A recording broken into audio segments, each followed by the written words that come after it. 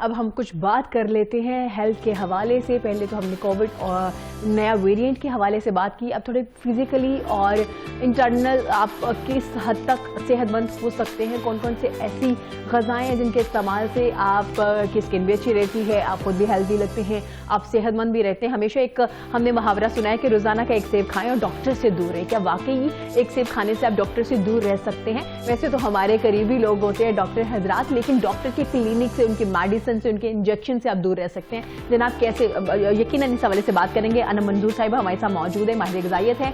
अस्सलाम वालेकुम Anam, a very good morning, कैसी हैं आप?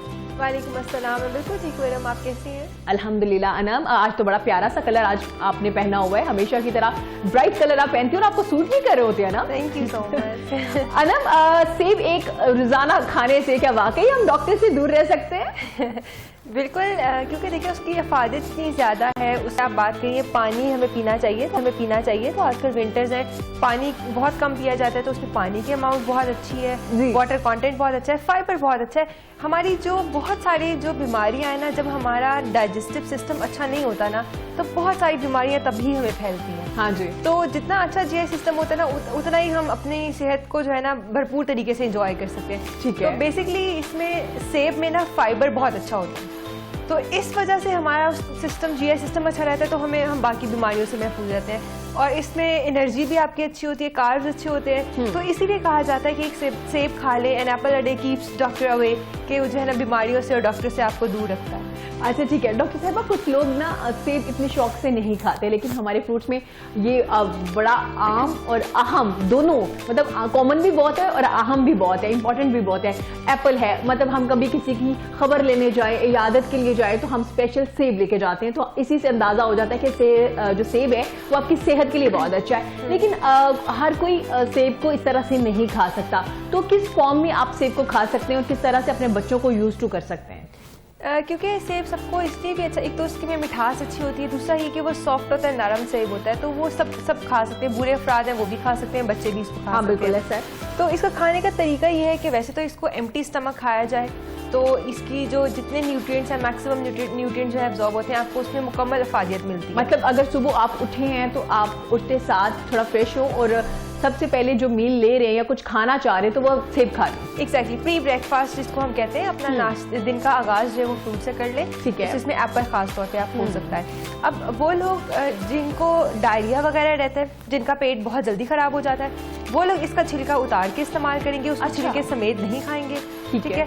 अगर कोई फर्द ऐसे अफराद हैं जिनमें कॉन्स्टिपेशन बहुत रहती है, या वो बहुत ब्लोटिंग सा फील करते हैं, खाने के बाद बहुत पेट फूला फूला उनका लगता है और हैवीनेस सी होती है, तो वो इसको छिलके समेत वॉश करके छिलके समेत खा लें।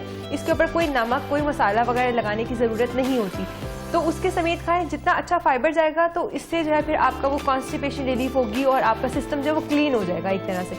तो उसके बाद फिर आप अपना ब्रेकफास्ट करें तो आपकी अच्छी जो है सेहत बहुत अच्छी रहती है। तो ये तरीका है। अब बच्चों के लिए हम ये कर सकते हैं कि बच्चों को इनको स्नैक्स में भी दे सकते हैं, स्कूल लंच बॉक्स जो जाता है उसमें भी हम एप्पल दे सकते हैं। इसके अलावा हम लोग स्मूदीज बना के बच्चों को दे सकते हैं, अगर बच्चे नहीं खाते। अदरवाइज बच्चे बहुत शौक से एप्पल खाते हैं, मतलब बच्चों तो ज़्यादा छिलका वो नहीं खाते, उसको पील के विदाउट पीली खा रहे होते हैं, सॉफ्ट होता है, तो ये बच्चों को भी हम दे सकते हैं। इसमें विटामिन सी भी बहुत अच्छा होता है, इसके अलावा इसमें पोटेशियम होता है, इसमें आयरन की और बी विटामिन की भी अमाउंट होती है। तो ये ओवरऑल, जैसे हम आजकल इम्यूनिटी की बात करें, जो हमारा सारा पेंडेमिक चल रहा है उसमें हम इम्यूनिटी की बात करें, तो उसके लिए भी हमारा जो विटामिन सी अच्छा है, तो ये एप्पल उसके लिए भी अच्छा है, हमारी इम्यूनिटी को भी बूस्ट करता है। ठीक हो गया।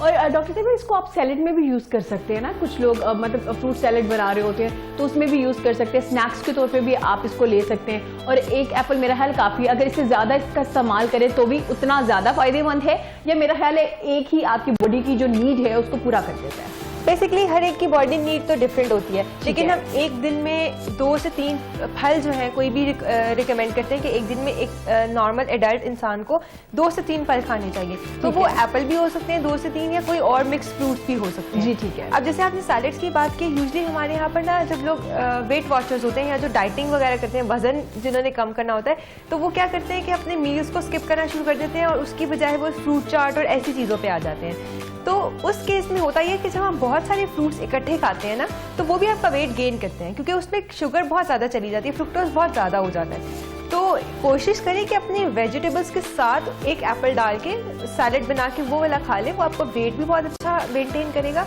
रिड्यूस करने के लिए भी बहुत अच्छा है। और दूसरा ये है कि वो फिर आपको सैटिस्फैक्टरी वैल्यू बहुत ज़्यादा है। इसमें मैंने कहा फाइबर बहुत अच्छा है, सेब में फाइबर की अमाउंट बहुत अच्छी है। तो अगर आप एक सेब खाते हैं तो आप देखें कि आपको थोड़ी देर के लिए लगता है कि बहुत फुलनेस हो गई है, बहुत आपने कुछ खा लिया, बहुत फुल आपका स्टमक होता है। तो इसीलिए ये वेट रिड्यूस करने के लिए भी बहुत अच्छा है। और इनको हम सैलेड्स के तौर पे भी खा सकते हैं, इसमें डिजर्ट में भी इसको डाल सकते हैं। तो इसके मल्टीपल जो है यूजेज हो सकता है। ठीक हो गया। डॉक्टर साहब थोड़ा ये भी बताते चले कि ख़वातीन में बढ़ती हुई पट्ठों की कमज़ोरी बहुत ज़्यादा हो गई है। हम अक्सर ही ख़वातीन या बच्चियों को भी देखें तो पट्ठों की कमज़ोरी उनको होती है, जल्दी थक जाती हैं, ज़्यादा टाइम बैठ नहीं सकती, ज़्यादा देर चेयर पे बैठे तो थोड़ी देर रेस्ट उनको ज़रूरी होता है। तो क्या समझती हैं कि हमारी डाइट अब वैसी नहीं रही जैसी होनी चाहिए, उस वजह से पट्ठों की कमज़ोरी होना शुरू हो गई? बिल्कुल ऐसे ही। एक तो डाइट में बेसिकली पट्ठों की कमजोरी जो होती है वो बी विटामिन की डेफिशिएंसी की वजह से होती है। विटामिन B12 जितना नहीं हम लेंगे वो ये पट्ठों की कमजोरी, मसल वीकनेस, खिंचाव वगैरह और दर्द वगैरह होगी। और दूसरा आयरन की कमी, खून की कमी की वजह से भी ये बीमारी हो सकती है, ये इशू हो सकता है। तो इस केस में हमारी डाइट बहुत मैटर करती है। एक तो देखिए एकदम हमारा थोड़ा सा लाइफस्टाइल चेंज हो गया, वो हमारा सेडेंट्री हो गया। अब तो जब से कोविड आया था तो स्टडीज़ भी हमारी ऑनलाइन बैठ गए और लैपटॉप्स के आगे और सारा दिन बैठे रहने से, तो एक तो वो भी फैक्टर है। दूसरा हमारी डाइट हमारा फैक्टर है इसके अंदर। तो अब उस पर जितनी भी लाल चीज़ें हैं, जो बी विटामिन है और आयरन का जो बेस्ट सोर्स है ना, जितनी रेड हमारे फूड्स हैं जैसे कि मीट हो गया, एप्पल हो गया, अनार हो गया, जितने रेड फ्रूट्स हैं, वेजीज हैं, ये सारी की सारी बी विटामिन और आयरन का बहुत अच्छा सोर्स है। इसके अलावा जो खजूर है वो बहुत अच्छा आयरन का सोर्स है। तो ये हम चीज़ें हमें चाहिए कि हम दिन में अपनी जो पूरी एक दिन की कैलोरीज हैं उसके अंदर इन चीज़ों को जो है इंकॉर्पोरेट करें, ताकि हम दवाइयों की बजाय जितनी कम दवाइयाँ लेंगे इम्यून सिस्टम उतना ही ज़्यादा स्ट्रॉन्ग होगा। ठीक है। और जितने हम फ्रूट्स खाएंगे, जितने हम एप्पल का या कोई और फ्रूट्स का इस्तेमाल करें, वेजिटेबल्स का इस्तेमाल करें, उतनी ही हमारी सेहत अच्छी रहेगी।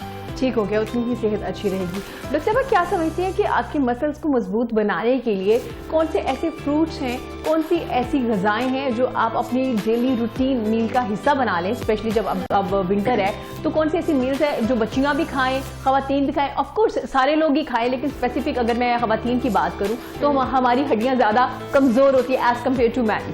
तो क्या समझती है कि कौन सी ऐसी ग़िज़ाएं हैं जिनको हम अपने प्लेट का हिस्सा बना लें और डेली क्वांटिटी नॉर्मल हो, ऑफ कोर्स जितनी आपकी बॉडी नीड होगी, तो कौन कौन सी ऐसी ग़िज़ाएं? इसमें बिल्कुल बहुत अच्छा क्वेश्चन आपने किया। इसमें हमारे पास डिफरेंट तरह के न्यूट्रिएंट्स हैं जो हमारी बॉडी के लिए ज़रूरी है।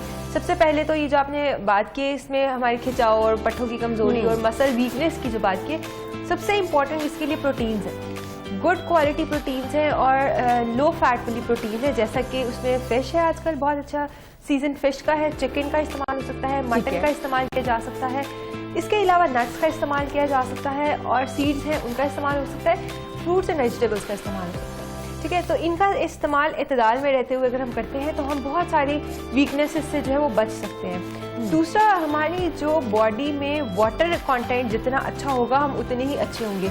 तो आजकल विंटर्स भी हैं और पानी नहीं पिया जाता, और अगर आप देखते हैं तो आजकल के जितने अल्लाह ताला ने फ्रूट्स बनाए हैं इस सीज़न के, जैसे ऑरेंज है, गुआवा वगैरह, ये जितने भी सिट्रस फ्रूट्स हैं, इसमें वाटर कंटेंट बहुत अच्छा होता है। वो इसीलिए क्योंकि हम पानी कम पी रहे होते हैं तो हम फ्रूट से अपना जो वाटर कंटेंट है वो बैलेंस कर सकते हैं। तो कोशिश करें सीज़न के जो भी फ्रूट्स हैं वो ज़रूर इंजॉय करें, फूड जो भी सीज़न का आता है वो ज़रूर खाएं, और हर चीज़ थोड़ी थोड़ी मिकदार में इतदाल में रहते हुए हर तरह का फूड जो है वो इंजॉय करें, बजाय इसके कि आप किसी एक फूड के ऊपर रहें। और हड्डियों की आपने बात की, तो उसमें तो सबसे इंपॉर्टेंट सोर्स हमारे पास कैल्शियम और विटामिन डी है, जो कि हम लोग दूध और दूध वाली चीज़ों से ले सकते हैं। इसके अलावा फिश में और अंडे एग योक जो होती है उसके अंदर बहुत अच्छा विटामिन डी और कैल्शियम होता है। तो कोशिश करें कि एक अंडा रोज़ लें और हफ्ते में 2 दफ़ा जो है वो फिश का इस्तेमाल लाजमी करें, लेकिन उसको फ्राइड फॉर्म में नहीं हमने खाना, आपने उसको ग्रिल्ड फॉर्म में खा सकते हैं, बेक फॉर्म में, स्टीम फॉर्म में खा सकते हैं, या उसका जो शोरबा बना के ले सकते हैं। इवन ये मैं आपको बताती चलूँ कि आजकल जो सीजनल फ्लू बहुत ज़्यादा हुआ है, हाँ जी, इसके अंदर मछली का शोरबा, लोग डर भी जाते हैं ना नए वेरिएंट की वजह से कि कहीं हमें वो सिम्टम्स तो नहीं है। एग्जैक्टली। तो मछली का जो शोरबा है, शोरबे की फॉर्म में अगर आप मछली बना के उसको सूप की तरह पीते हैं तो ये आपका जो जितने भी सीजनल फ्लू है, कफ वगैरह है, सोर थ्रोट वगैरह हो रहा है, ये उसके लिए बहुत बेनिफिशियल। अच्छा, ग्रेट। और उसका टेस्ट भी बहुत अच्छा होता है, क्योंकि मैंने अभी तक वैसे इस सीजन में तो नहीं शोरबे वाली मछली खाई, लेकिन मुझे याद है लास्ट में मैं जब खाई थी तो मुझे इतना अच्छा वार्म फील हो रहा था, बॉडी भी और गला भी, नाक भी। तो ये बड़ा अच्छा है, और घर में अगर अच्छी बनी हो तो ऑफ कोर्स। लेकिन डॉक्टर साहब उसमें भी लोग काफी मसाला जाते हैं, इस्तेमाल कर देते हैं उसको मजीद लजीज बनाने के लिए। Exactly. तो क्या समझती है कि कोई मसला नहीं अगर ज्यादा मसाले डाल भी दिए अपने टेस्ट को डेवलप करने के लिए या अपने टेस्ट को ज्यादा अच्छा करने के लिए? उसमें देखिए जो नॉर्मल मसाले हैं वो तो आप डाल सकते हैं, इवन उसमें दही और टमाटर का इस्तेमाल किया जा सकता है, तो उसको एक नॉर्मल हद तक तो बनाने। लेकिन अगर बहुत ज़्यादा नमक, बहुत ज़्यादा उसमें मिर्चें डालेंगे तो फिर वो एसिडिटी की तरफ लेकर जाएगा, वो फिर फ़ायदे की बजाय हमें नुकसान होगा। तो इत्तेदाल में रहते हुए इसमें मसाला जार जितने डलते हैं हमारे जो खानों में, ट्रेडिशनल हमारे यहाँ के डिशेस में, वो आप ज़रूर डाल के इंजॉय कर सकते हैं। अच्छा, मतलब कोई बात नहीं, डाल लीजिए, लेकिन इतना रखिए कि आपको कोई नुकसान ना हो, वो सिर्फ फायदेमंद ही रहे आपके लिए। डॉक्टर साहिबा, थोड़ा ये भी बताते चलिए कि जो जिनको डायबिटीज़ है, और क्या वो भी निहार मुंह अपना ये सेब खा सकते हैं, खाली पेट सेब खा सकते हैं? क्या उनको कोई और फ्रूट खाना चाहिए या सेब से ही सेब ही उनकी सेहत के लिए बेहतर है? हाँ जी, बिल्कुल। जो शुगर के जो मरीज़ हैं, जो शुगर पेशेंट हैं, उनके साथ यूजली ये देखने को आया है कि जब वो सुबह को सो के उठते हैं तो वो हाइपोग्लाइसेमिया में होते हैं, यानी कि उनका जो शुगर लेवल है वो नॉर्मल से रिड्यूस हुआ होता है, कम हुआ होता है, उनको एकदम से डिजीनेस हो रही होती है। तो उस फॉर्म में उनको मीठा चाहिए होता है, ब्लड शुगर लेवल जो है उनका ड्रॉप कर रहा होता है। तो उस केस में एप्पल डायबिटिक पेशेंट्स के लिए बहुत अच्छा है। लेकिन मैं इसमें सजेस्ट करती हूँ कि डायबिटिक पेशेंट में हाई फाइबर फूड चाहिए होता है। तो जब भी डायबिटिक पेशेंट एप्पल खाए वो पील के साथ खाए, छिलके के साथ खाए। उससे होगा ये कि उसमें फाइबर जाएगा तो उनको भूख भी कम लगेगी, और उनकी जो मीठे वाली चीज़ है ना, वो भी बॉडी शुगर जो हमारे ब्लड का शुगर लेवल है उनका, वो भी बहुत हद तक मेंटेन हो जाएगा। और दूसरा, जब भी डायबिटिक पेशेंट एप्पल वो दिन में ज़रूर खा सकते हैं, एक एप्पल पूरा दिन में वो खा सकते हैं। जब भी वो खाएंगे वो मील से पहले खाएंगे, खाने के बाद वो एप्पल नहीं खाएंगे। खाने के बाद खाएंगे तो उनकी शुगर को बढ़ाएगा। सही। तो खाली पेट खा सकते हैं या स्नैक टाइम में जो है वो एप्पल खा सकते हैं। ठीक हो गया। डॉक्टर साहब, थोड़ा ये भी बताते चलिए कि आजकल हमारे यहाँ सब्जियों का ज़्यादा इस्तेमाल नहीं किया जाता। अगर घर में अम्मा बना भी ले कोई सब्जी तो हमारी कोशिश होती है कि अच्छा ठीक है, इसमें चिकन या मटन या कुछ ना कुछ मीट जो है वो डाल दिया जाए, वैसे नहीं खाना खाया जाएगा। तो क्या समझती है कि जो हमारी हड्डियाँ कमज़ोर हो रही होती हैं, जो अक्सर हम ज़्यादा बीमार नज़र आ रहे होते हैं, तो क्या उसकी रीज़न एक ये भी है कि हम सब्जियों का उतना इस्तेमाल नहीं करते जितना हमें करना चाहिए? बेसिकली हमारा सब्जियों का इस्तेमाल तो किया जा रहा होता है मैडम, लेकिन हमारे यहाँ पे जिस कुकिंग मेथड से सब्जियों को पकाया जा रहा होता है ना, उससे हम बहुत सारे न्यूट्रिएंट्स को लॉस कर देते हैं। तो इसीलिए फिर जब हम सब्जी को एंड पे पका के हमारे पास जो फाइनल डिश बनती है उसमें न्यूट्रिएंट्स बहुत कम होते हैं, और उसमें जायका, नमक मिर्च मसालों का जायका जो है वो बहुत ज़्यादा होता है जी। तो ये थोड़ा सा मसला है। देखिए, अगर हम सब्जियों को हम बहुत ज़्यादा वॉश करते हैं, उसके बाद बहुत ज़्यादा देर तक उसको सोक रखते हैं, और फिर वो सारा पानी स्टेन करके हम नया पानी डाल के उसको उबालते हैं, और फिर पानी वो भी स्टेन कर देते हैं, फिर हम उसको जितना पकाते हैं, भूनते हैं, तो बहुत सारे न्यूट्रिएंट्स हीट और लाइट सेंसिटिव होते हैं। तो उस केस में जो है वो न्यूट्रिएंट्स एब्जॉर्ब होने की बजाय वो वेस्ट हो जाते हैं। ठीक है। तो जो प्रोटीन्स, जो जितनी भी वेजिटेबल्स होती है ना, वो प्रोटीन्स का बहुत अच्छा सोर्स नहीं होती। तो अगर हम उसमें गोश्त ऐड कर लें तो वो फिर कंप्लीट प्रोटीन बन जाती है, तो वो फिर हमारी हड्डियों की मजबूती के लिए भी बहुत फायदेमंद होती है। ठीक है, वो फायदेमंद होती है। डॉक्टर साहब, अगर आप वेजिटेबल घर में नहीं बना रहे तो सैलेड के तौर पे इस्तेमाल कर सकते हैं, क्योंकि कच्ची सब्जियां भी खानी चाहिए। तो आप क्या समझती हैं कि किस तरह से हम अपने बच्चों को यूज टू बनाएं? हमें बचपन में उनको, जैसे गाजर, अक्सर माएँ आपने देखा होगा जब टीथिंग हो रही होती है तो बच्चों को दे देती हैं, तो क्या उससे भी जो है आपके बच्चों में ये डेवलप होती है हैबिट वेजिटेबल्स खाने की? बिल्कुल डेवलप होती है। अगर हम बच्चों को हेल्दी स्नैक्स में वेजिटेबल स्टिक्स जो है वो इंट्रोड्यूस करवाते हैं, या हम लोग वेजिटेबल और फ्रूट की स्मूदीज या जूसेस हम उसको इंट्रोड्यूस करवाते हैं, तो बच्चे का टेस्ट डेवलप हो जाएगा, और उसके लिए बहुत ज़रूरी है कि वो सब्जियां भी खाए। दूसरा ये कि आपने जैसे बात की सब्जियों का इस्तेमाल हम सलाद की फॉर्म में, तो हम रेकमेंड ये करते हैं कि हर खाने के साथ आधा कप कच्ची सब्जियों का सलाद आप इस्तेमाल करें। सिंपल जो सीज़न की वेजिटेबल्स हैं उनको कट करके उसके ऊपर लेमन डाल के सिंपल आप वो ले सकते हैं, कोई उसमें आपको एक्स्ट्रा कोई चीज़ डालने की ज़रूरत नहीं होती है।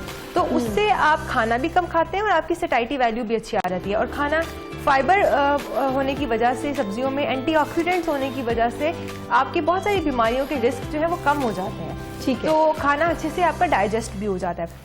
और बच्चों में, अगर अक्सर बच्चों में कंप्लेन ये आई है कि बच्चे सब्जियां नहीं खाते, तो एक तो उनको स्टार्टिंग से हम उसको वेजिटेबल स्टेक्स की फॉर्म में या स्मूदीज की फॉर्म में उनको इंट्रोड्यूस करवाएं ताकि बच्चे का टेस्ट डेवलप हो। और कहीं ना कहीं हिडन फॉर्म में हम बच्चों को दे सकते हैं, जैसे कबाब में डाल के दे सकते हैं। चाइनीज राइस बच्चे बहुत खाते हैं, उन दे सकते हैं। जैसे पास्ता है तो हम पास्ता में पास्ता थोड़ा कम कर दें और वेजिटेबल्स की अमाउंट थोड़ी ज्यादा कर दें तो बच्चे वो खा सकते हैं। तो बच्चों को कहीं ना कहीं हिडन फॉर्म में जो है हमें लाजमी सब्जियां देनी चाहिए।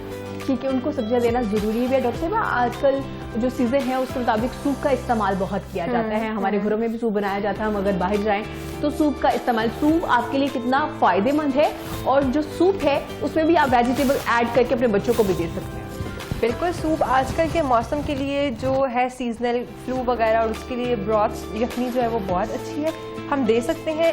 इवन बच्चों को उसमें सब्जियां डाल के चिकन के साथ दिया जा सकता है।